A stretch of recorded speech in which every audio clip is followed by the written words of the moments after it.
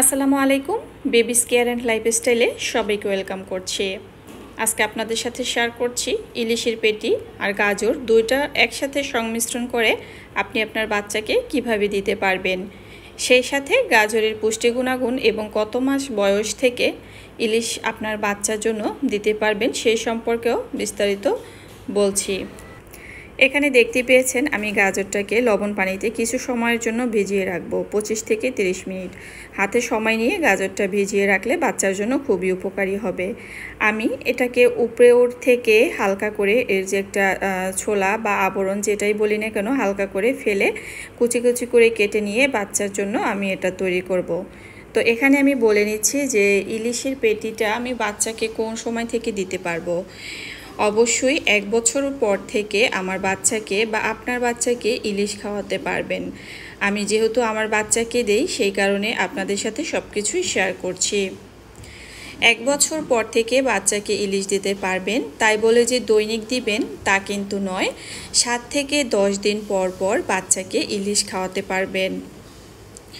বাচ্চা যখন 2 বছর বয়স হয়ে যাবে তখন থেকে আপনি চাইলে রেগুলার আপনার বাচ্চাকে ইলিশ দিতে পারবেন।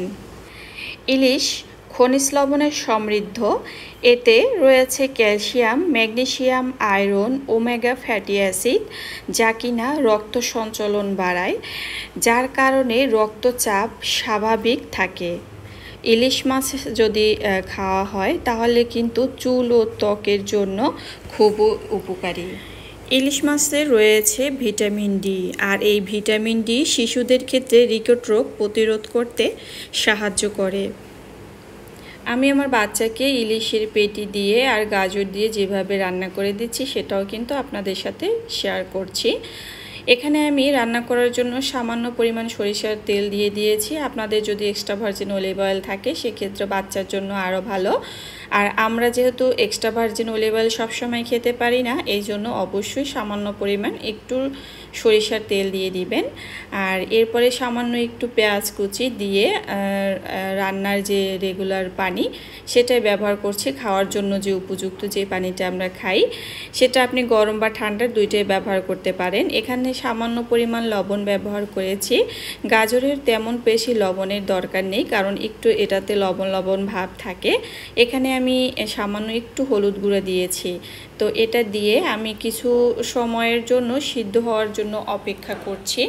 এটা যখন দেখব যে মোটামুটি 3 ভাগের 2.5 ভাগ হয়ে গিয়েছে, আমি সেই সময় ইলিশের পেটিগুলো দিয়ে দিচ্ছি।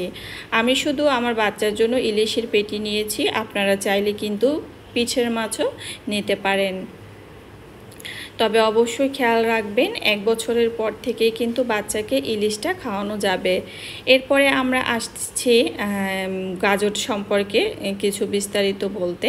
তো গাজরের তো অনেক গুণাগুণ রয়েছে, তো ইলিশ দিয়ে হয়তো অনেকেই বাচ্চার জন্য ট্রাই করেন নাই, যার কারণে ইলিশ সম্পর্কে আগে আপনাদের সাধারণ যে একটু ধারণা সেটাই দিয়ে দিয়েছি। এখানে মাছটা হয়ে গিয়েছে, আমি কিন্তু মাছটা তুলে নিয়েছি আর মাছটা তুলে আলাদা করে বেছে নিব। পেটের মাছ নেওয়াতে আমার বাছতেও কিন্তু কাঁটাগুলো বাছতে অনেক সুবিধা হবে। তো আলাদা করে তুলে নিয়ে কাঁটা বেছে আমি কিন্তু এখানে আমার যে গাজরগুলো রেখেছি সেগুলো ব্লেন্ডারের ভিতরে দিয়ে দিয়েছি। ব্লেন্ডারের ভিতরে দিলে খুব সুন্দর মিহি হয়ে যাবে, আর বাচ্চা যেহেতু ছোট সেই হিসাবে কিন্তু ওর খেতেও সুবিধা হবে। যার বাসায় ব্লেন্ডার নেই চাইলে হাত দিয়েও মিহি করে নিতে পারেন। শুধু আপনার বাচ্চা যেভাবে খায় শুধু সেটুকুই খেয়াল রাখবেন। এই তো আমার ব্লেন্ডার করা কিন্তু হয়ে গিয়েছে, আর সেই সাথে আপনাদেরকেও একটু দেখিয়ে দিচ্ছি যে কেমন কালার এসেছে। গাজরের ক্ষেত্রে সামান্য একটু বলে নিচ্ছি, সেটা হচ্ছে গাজরে তো রয়েছে প্রচুর পরিমাণে পুষ্টি গুণাগুণ, আর এটা যদি বাচ্চাকে খাওয়ানো হয় তাহলে বাচ্চার কোষ্ঠকাঠিন্য সমস্যা থেকে বাচ্চা অবশ্যই মুক্তি পাবে। আর এটা চোখের জ্যোতি বাড়ায়, এটাতে রয়েছে ভিটামিন এ, বিটা ক্যারোটিন, এই দুটোই কিন্তু প্রচুর পরিমাণে রয়েছে। গাজরে রয়েছে প্রচুর পরিমাণে ভিটামিন সি, যেটা রোগ প্রতিরোধ ক্ষমতা বাড়ায়। গাজরের ক্যালসিয়াম ও ভিটামিন কে থাকে, যা হাড়কে মজবুত করে। এই ছিল আজকের তথ্য।